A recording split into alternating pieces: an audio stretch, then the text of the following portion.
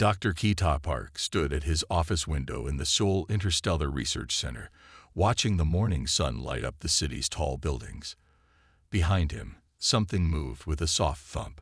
He turned around and smiled at Kong, his orangutan friend, who was solving a metal puzzle box while sitting on a comfortable chair. 5 years ago, Kita had saved Kong from illegal animal traders. The orangutan was just a baby then, scared and alone. Now, Kong was big and strong, with thick orange-red fur and gentle brown eyes. But what made Kong special wasn't his size. It was how smart he was. Another one solved Kong, Kita asked as he heard a click. The orangutan had opened the complex puzzle box in just 3 minutes. Inside was a fresh banana, which Kong peeled with careful fingers. Kita's computer screen lit up with a message that would change both their lives. "Congratulations, Dr. Park. You have been selected for the first human research team to the Galactic Council Hub. Please prepare for departure in 2 weeks." Kita's heart sank. He looked at Kong, who was now watching him with curious eyes. The rules were clear. No pets allowed on the research ship. But Kong wasn't just a pet.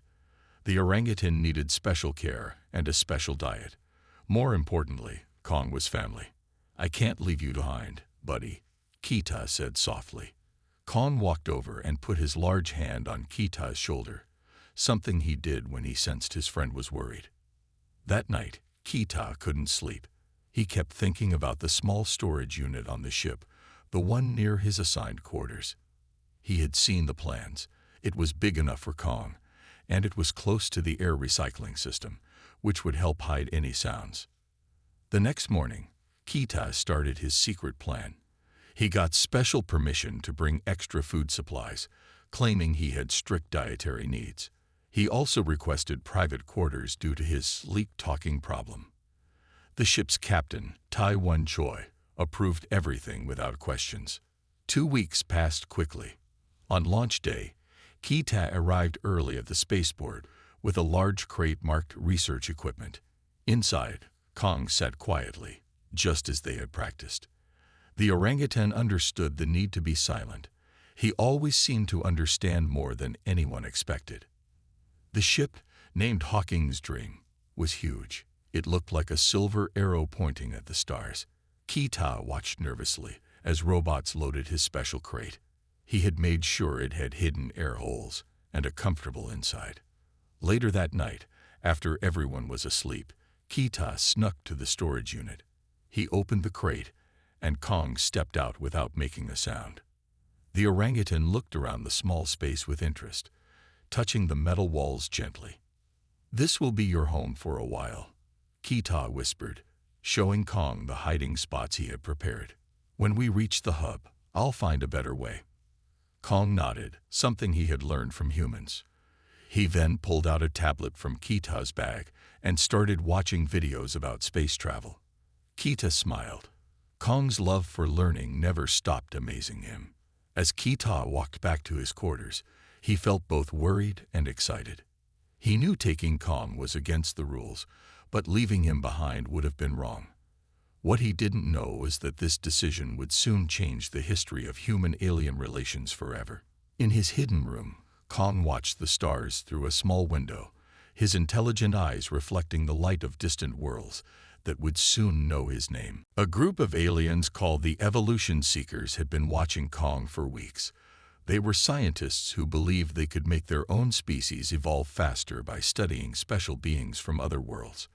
Now that they knew Kong was an orangutan, they wanted him more than ever. One quiet afternoon, while Kita was at a meeting and Do-hyun was getting more starsweet fruits, the evolution seekers made their move. They used a special gas that knocked out all the guards in the human area. Then they took Kong, who was sleeping after solving puzzles all morning. When Kita returned and found Kong missing, he immediately called for help. The Krell warriors were angry that someone had dared to take their friend. They started searching every ship at the hub. Ambassador Lee called an emergency meeting of the council. But Kong was already working on his escape. The evolution seekers had taken him to their hidden laboratory on a small moon near the hub. They thought they had him safely locked up, but they didn't understand who they were dealing with. Kong watched everything they did, just like he always watched and learned. He saw how they typed their security codes. He noticed which doors they used most often. He even figured out their daily schedule by listening to their footsteps. The evolution seekers wanted to study Kong's DNA to find out what made him so smart. They had fancy machines and computers all around their lab. What they didn't realize was that by putting Kong in a room full of technology, they had given him everything he needed to escape. While they were sleeping, Kong put his plan into action. First, he used their own computers to turn off the security cameras. He had learned how to do this by watching the hub's security systems for months. Next, he reprogrammed their cleaning robots to create a distraction. When the robots all started making loud noises at once, the guards ran to check on them. Kong used this chance to reach the laboratory's control room. In the control room, Kong did something that surprised everyone. He didn't just escape. He sent messages to both the Galactic Council and the Kral warriors, showing them exactly where the secret laboratory was. He even used the laboratory's computers to lock all the evolution seekers in their own rooms. When Kita and the rescue team arrived, they found Kong sitting calmly in the control room, eating some fruit he had found in the laboratory's kitchen. All the evolution seekers were trapped, and Kong had downloaded proof of all their illegal experiments. "This is incredible," Ambassador Lee said when she saw what Kong had done. "He didn't just save himself. He helped us stop criminals who were causing trouble across the galaxy." The Galactic Council was so impressed by Kong's actions that they created new laws. These laws, called the Kong Protocols, protected all intelligent beings, whether they could talk or not. The laws said that no one could be treated badly just because they were different. As Kong rode back to the hub with Kita and Du-hyun, he seemed very pleased with himself. He had turned a dangerous situation into a chance to help others. Even better, he had shown the galaxy that being clever was more important than being powerful. 1 week after Kong saved Ambassador Lee, the galactic hub was filled with visitors from every corner of space. They all wanted to see the amazing Orange Warrior from Earth. Videos of Kong fighting the assassins had been watched by trillions of beings across the galaxy. Kita walked into his quarters and found Kong watching the news about himself on 5 different screens. The orangutan had set them up to show news from different alien worlds at the same time. On one screen, the powerful Kral warriors were studying Kong's fighting moves. On another, scientists were trying to understand how he had used the hub's security system so well. "You've become quite famous, buddy," Kita said, putting a bowl of fresh fruits on Kong's table. Kong picked up a mango, but kept his eyes on the screens, learning how different species saw him. Jae-yun Song, Kita's research partner, rushed into the room with exciting news. "The Kral Empire thinks Kong is a special warrior class of humans. They're offering Earth better trade deals because they respect him so much." This was just the beginning. Every day, the big day had arrived at the Galactic Council hub. The Grand Hall was filled with beings from 200 different worlds. Today, Earth would officially join the Galactic Council. Ambassador Naeyoung Lee was going to sign the papers that would make Earth a full member. Kita sat in the audience, feeling nervous. He had left Kong in their quarters with 3 puzzle boxes and lots of fruit. But something felt wrong. The security robots were moving differently than usual. Kong had taught him how to notice such things. High above the Grand Hall, hidden in the air vents, 3 shadow-like creatures moved silently. They were assassins from a group that didn't want Earth to join the Council. They carried weapons that could pass through the hub's security systems. What the assassins didn't know was that Kong had followed Kita. The orangutan had been watching the security robots for weeks and knew something was wrong too. He moved through the maintenance tunnels above the hall, just as he had learned from studying the hub's building plans on his tablets. Ambassador Lee stood at the signing table, smiling as she picked up the special pen. That's when the shadow creatures made their move. They jumped down from the ceiling, their weapons glowing with deadly energy. But they never reached their target. A large orange figure dropped from above, landing between them and the ambassador. It was Kong, and he moved with incredible speed and strength. The first assassin fired their weapon, but Kong wasn't there anymore. He had already swung to a different spot using the decorative banners that hung from the ceiling. The whole hall watched in amazement as the Orange Warrior, as they thought he was, fought with both power and clever thinking.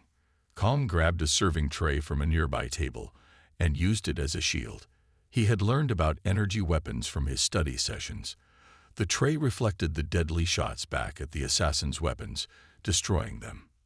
Then Kong did something that surprised everyone. He used the hall's own security systems against the attackers. Running to a control panel, he pressed exactly the right buttons to activate the emergency force fields. The assassins were trapped.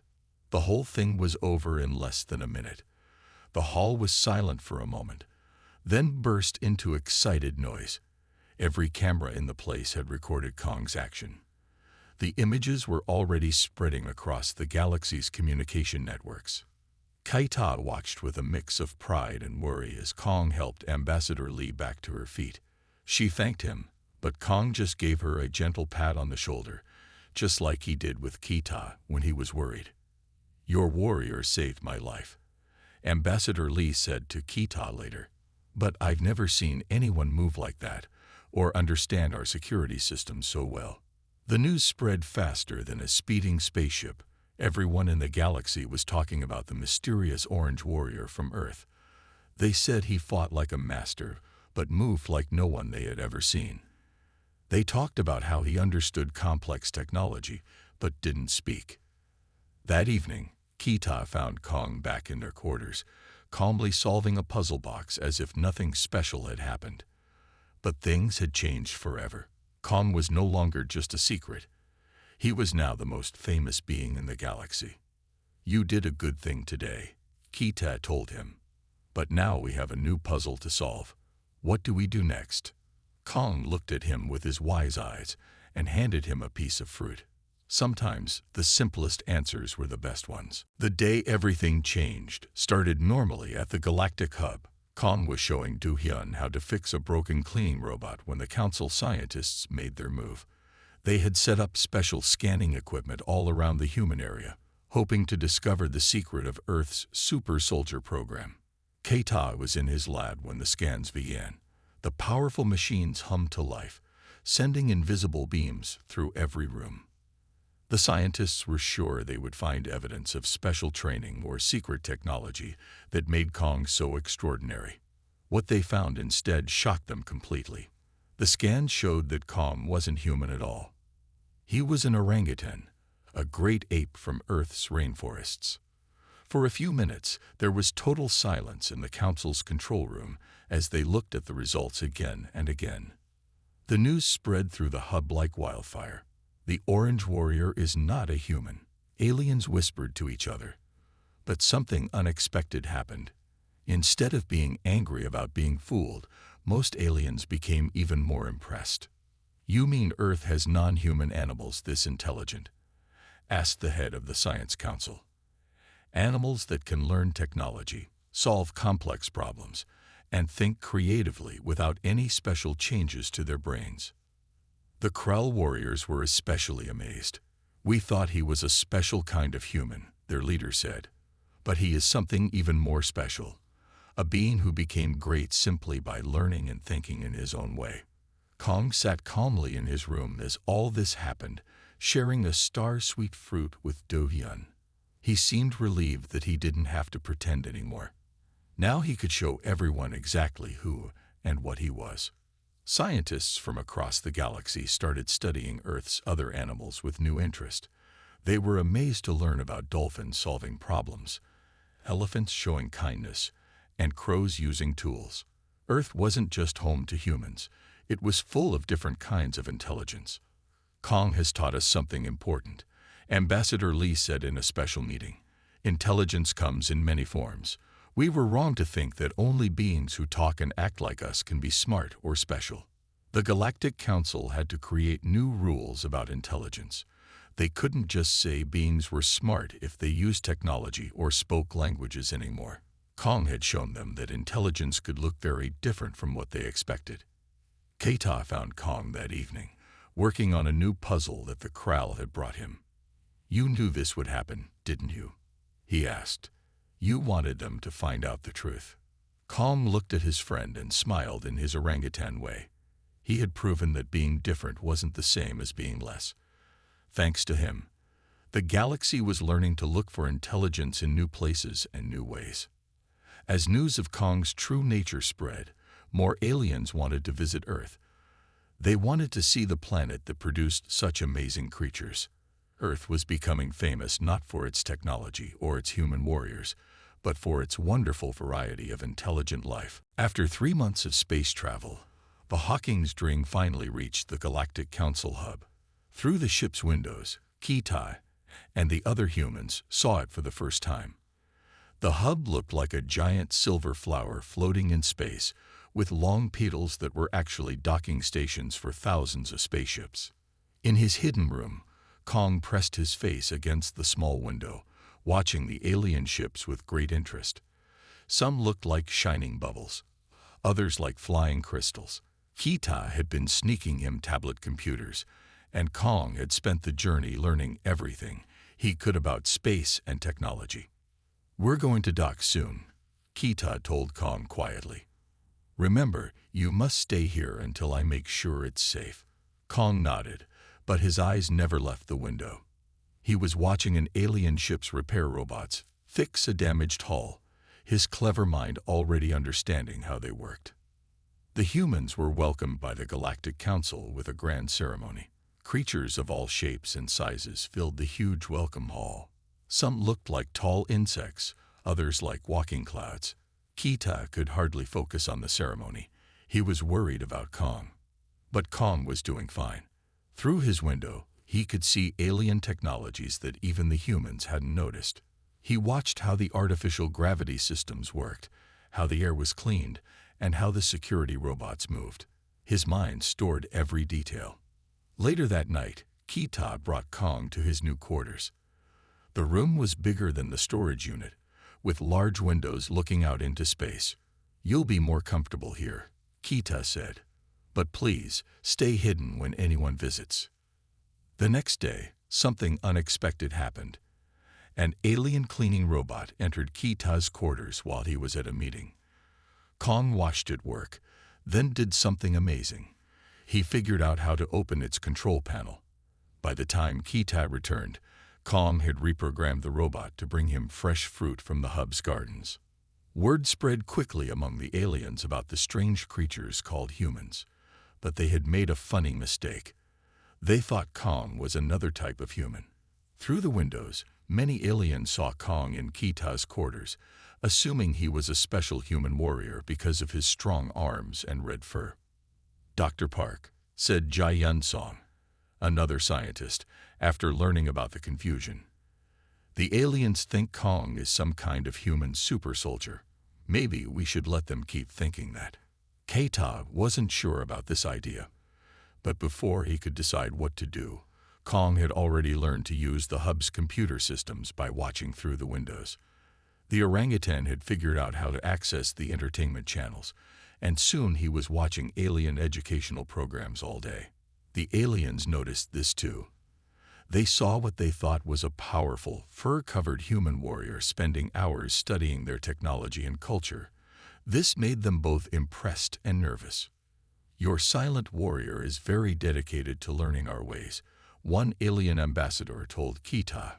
Keita just smiled and nodded, not sure how to explain that his warrior was actually an orangutan who loved learning new things.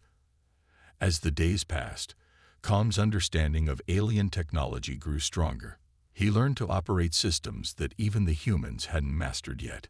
Keita watched with pride and a little worry as his orangutan friend became more skilled than anyone had thought possible. What nobody knew was that soon, Kong would need all these new skills. A great challenge was coming, one that would change how the entire galaxy saw both humans and orangutans forever. 5 years had passed since Kong first came to space. The galactic hub had changed in many ways because of him. Where there was once just a meeting place for different species, there was now a new center called the Interspecies Intelligence Research Institute. Kita was its head researcher, and Kong was its most famous teacher. On this particular morning, Kong sat in a special teaching room, surrounded by young aliens from 20 different worlds. He was showing them how to solve a complex puzzle box that taught them about gravity and light. The amazing thing was that each young alien solved it in their own unique way.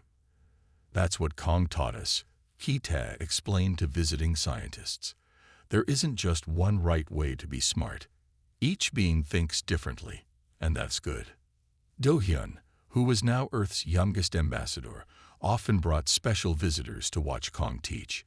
Before Kong, we thought beings had to talk like us or build things like us to be intelligent. He would tell them. Now we know better. The Krell Empire had changed the most. These once fierce warriors now ran the galaxy's biggest puzzle-making company. They said solving tricky problems was just as exciting as fighting. They called their hardest puzzles Kong-level challenges. Earth had become a very important place in the galaxy. Aliens came from everywhere to study its animals.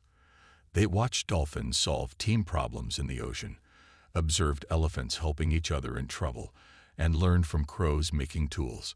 Every creature had something to teach. Kong's old quarters had been turned into a museum.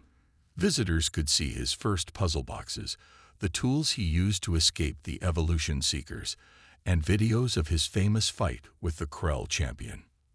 But Kong preferred his new rooms, which had windows looking out at the stars and plenty of space for his fruits and friends. Ambassador Lee often said that Kong had done more for peace than 100 treaties. When different species learned to see intelligence in new ways, she would say, they stop fearing each other and start understanding each other.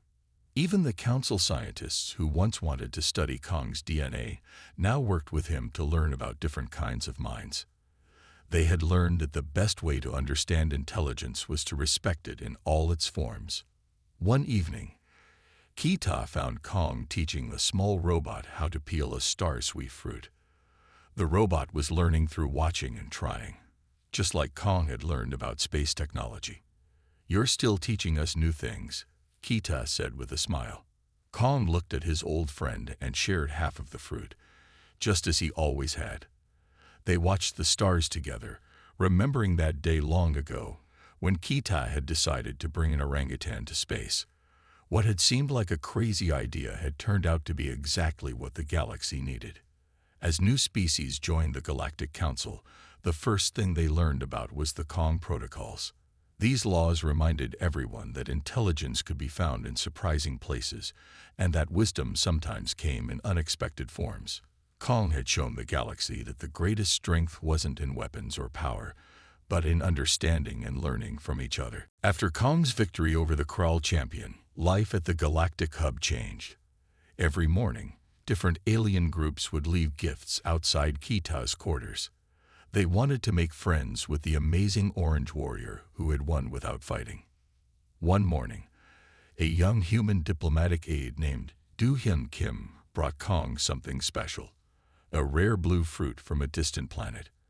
Unlike others who treated Kong like a powerful warrior, Do-hyun just saw him as a fascinating friend.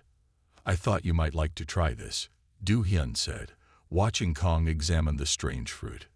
"The aliens call it a star-sweet. It only grows on ice planets." Kong shared half the fruit with Do-hyun, starting a friendship that would become very important. But not everything was peaceful. Kita noticed more and more aliens in white coats watching Kong from a distance. They carried scanning devices and took notes. These were scientists from the Galactic Council's inner circle, but they weren't being honest about their plans. One day, Do-hyun overheard something worrying in a secret meeting. The council scientists believed Kong was proof that Earth had found a way to make super soldiers. They wanted to study him to learn Earth's secrets. "They think humans found a way to make warriors stronger and smarter," Do-hyun told Kita. "They don't believe Kong is just special on his own." Kong understood more than they knew. While everyone thought he was just enjoying his fruits and puzzles, He was watching and learning. He saw the scientists testing the air in the corridors. He noticed them putting sensors near his favorite spots. The Krell Empire tried to help in their own way. They started guarding the human area, saying it was to honor their new friends. But really, they wanted to stop others from learning Kong's secrets. Things got more complicated when different alien groups started fighting over Kong's attention. Some brought amazing technology as gifts. Others promised to share their planet's secrets. They all wanted Kong to favor them over others. Through all this, Kong kept his calm. He shared his fruits with Do-hyun, solved his puzzles, and watched everything with his wise eyes. Sometimes he would show Do-hyun how to use alien technology, teaching his friend what he had learned from watching. Keita worried about what would happen if the council discovered Kong was an orangutan. But strangely, Kong seemed less worried each day. He had a plan, but like all his plans, he would reveal it in his own time. One evening, as Kong and Do-hyun watched ships through the window, they saw something odd. A group of council scientists was loading strange equipment into a nearby dock. "They're building something," Do-hyun said. "Something to do with you." Kong just nodded and offered Do-hyun another piece of star-sweet fruit. In his mind, he was already solving this new puzzle, just like all the others. But this time, the solution would change how the entire galaxy thought about intelligence and what it meant to be special. The Krell Empire's biggest ship arrived at the galactic hub on a quiet morning.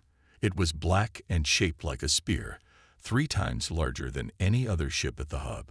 Inside was Tech, the Krell's greatest warrior, who had never lost a fight in 30 years. Keita was in a meeting when the Krell made their announcement. Their leader's voice boomed through every speaker in the hub. "We challenge Earth's Orange Warrior to ritual combat. If he wins, Earth will have our eternal friendship. If he loses, Earth must share the secrets of their warrior training." Kong watched the announcement on his screens, eating a banana thoughtfully. He had been studying Krell fighting traditions for weeks, knowing this challenge might come. The Krell were tall, strong aliens who looked like a mix between humans and tigers, with sharp claws and powerful muscles.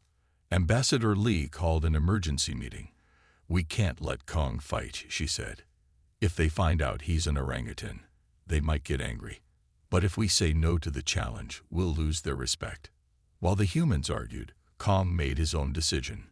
He walked straight to the hub's main communication center and pressed the button that accepted the challenge. The whole galaxy would watch the fight in 3 days. Keita found Kong in their quarters, preparing in his own way. Instead of practicing fighting moves, Kong was building something using parts from his puzzle boxes and some spare electronics. "What are you planning?" Keita asked. Kong just smiled and kept working. On the day of the fight, the hub's great arena was packed with aliens from every world. The Krell warrior Tech stood in the center, nearly 3 times Kong's size, his claws gleaming under the lights.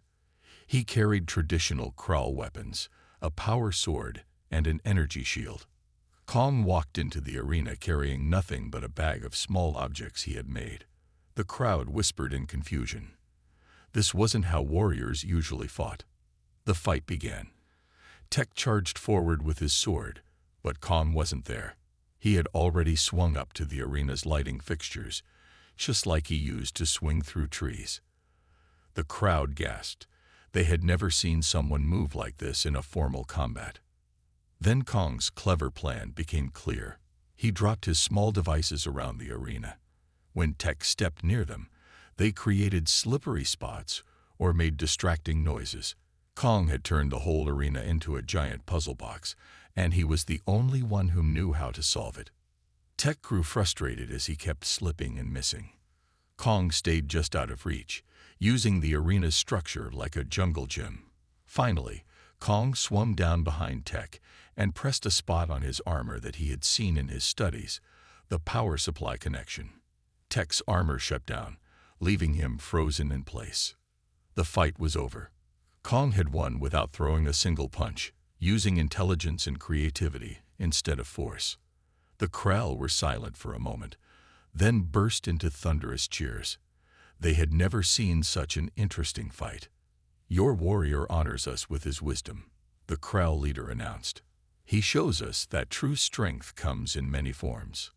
That evening, as Kong enjoyed a feast of fresh fruits provided by his new Krell friends, Ki-tae realized something amazing.